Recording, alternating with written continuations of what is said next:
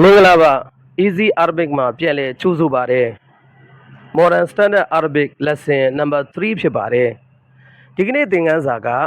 Hadha Iyaဒီ English လို့ this Hadha Iyaဒီ Hadha တော့ကျွန်တော်တို့တွေဒီ Iyaဒီကို vocabulary လေးတွေနဲ့တွဲပြီးတော့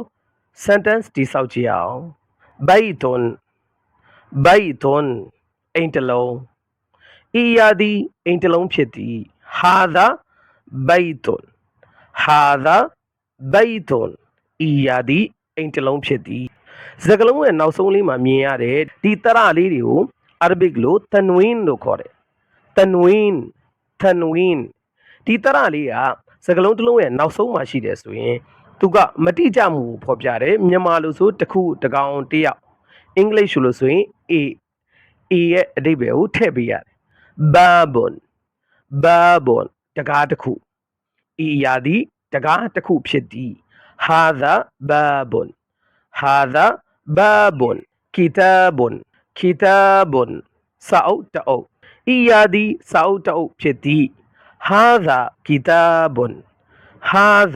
kitabun qalamun ဘောပင်တစ်ချောင်း Iya သည်ဘောပင်တစ်ချောင်းဖြစ်သည် Hadha qalamun တော့တစ်ချောင်း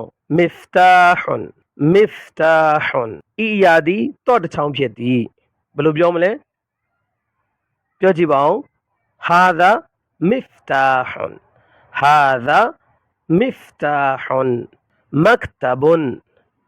maktabun ဇပွဲတစ်လုံး Iya သည်ဇပွဲတစ်လုံးဖြစ်သည်ဘယ်လိုလုပ်မလဲလုပ်ကြည့်ပါဦး Hadha maktabun ကရင်တစ်လုံး sarirun Iya သည်ကရင်တစ်လုံးဖြစ်သည် Hadha sarirun ကလထိုင်တစ်လုံး kursiyun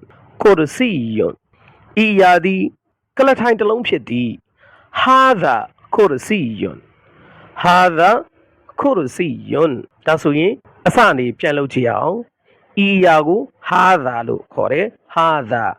Iya သည်အိမ်တစ်လုံးဖြစ်သည် Hadha baitun Iya သည်တကားတစ်ချက်ဖြစ်သည် Hadha babun Iya သည်စာအုပ်တစ်အုပ်ဖြစ်သည် Hadha kitabun Iya သည်ဘောပင်တစ်ချောင်းဖြစ်သည်